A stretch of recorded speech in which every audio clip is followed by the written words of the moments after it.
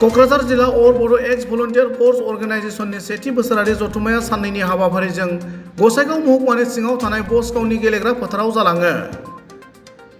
दिनै नैथि सान अदेबानि जोबथा सानाव हाबाफारि बादियै फुंबिलि समाव गौथुमनि फिरफिला बिरहोनायनि उनाव बड'फानि सावगारियाव बिबार बावनाय हाबाफारि जालाङो।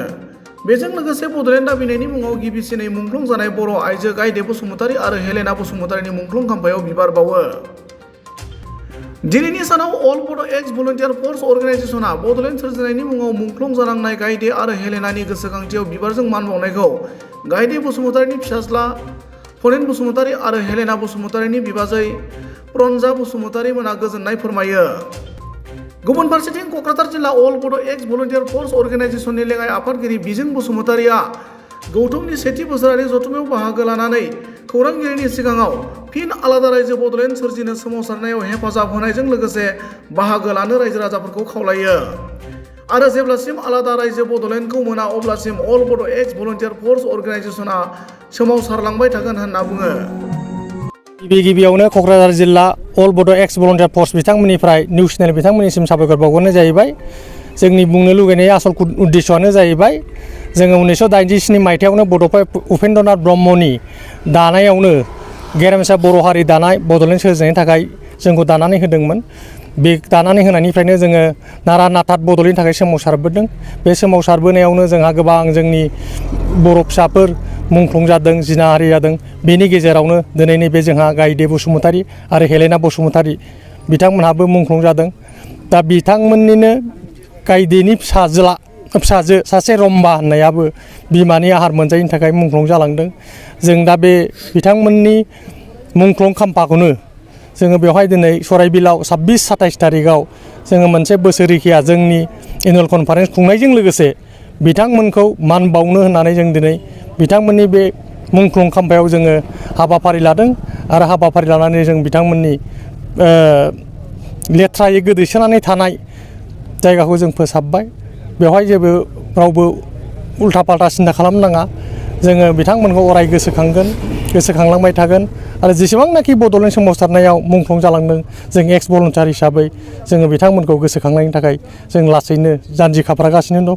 जों दा मुंख्लं खाम्फा हिसाबै आगोलाव जेबो मुं गैयामोन।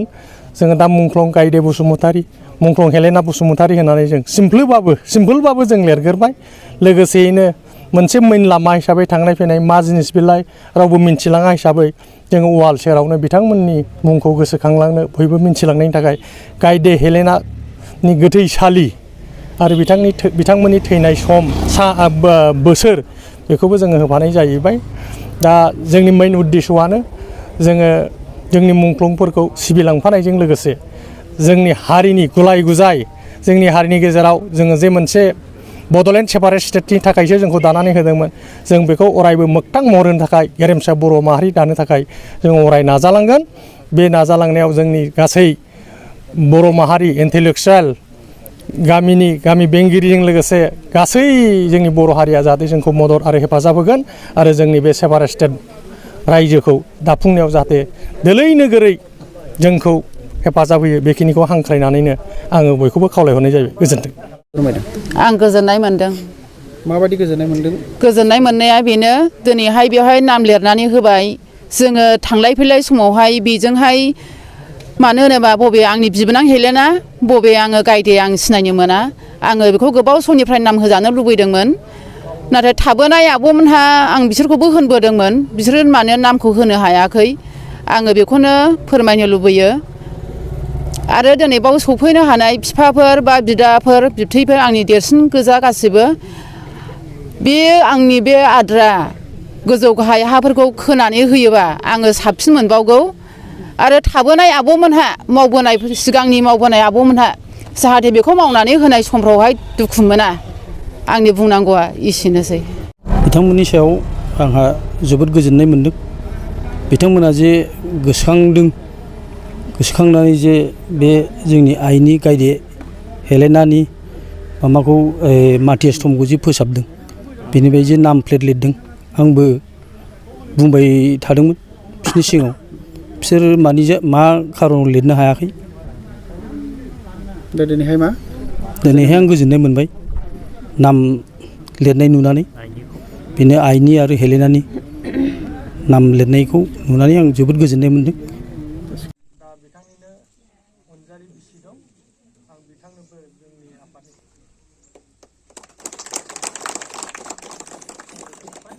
दा आङो बिबार बावनाय हाबाफारिखौ जागायनो बिनिफ्राय सिलेक्सनाव खालामनानै आरो स्टेटआव खालामनानै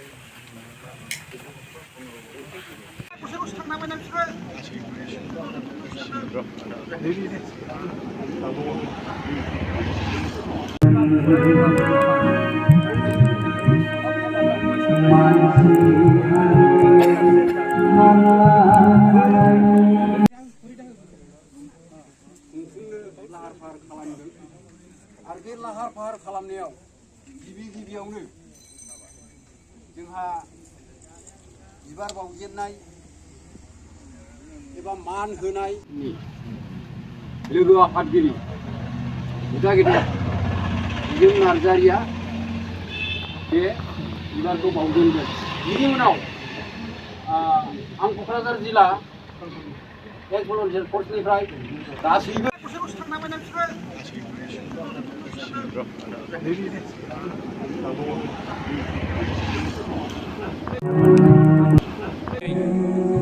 जोङो बिबारखौ जोङो बावहैगोन। जोंहा बावजेनगिरि जोंहा माननि जोंहा सायख'जानाय दंखायो जिल्ला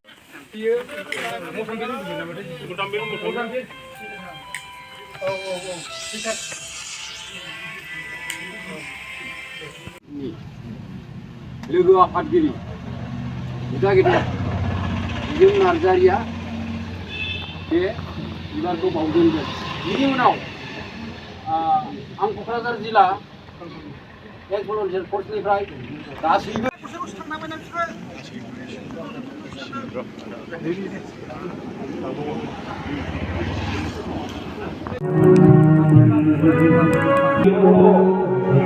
बेनि जेनाखि फिल'सफि, बेनि जेनाखि आइडिय'लजि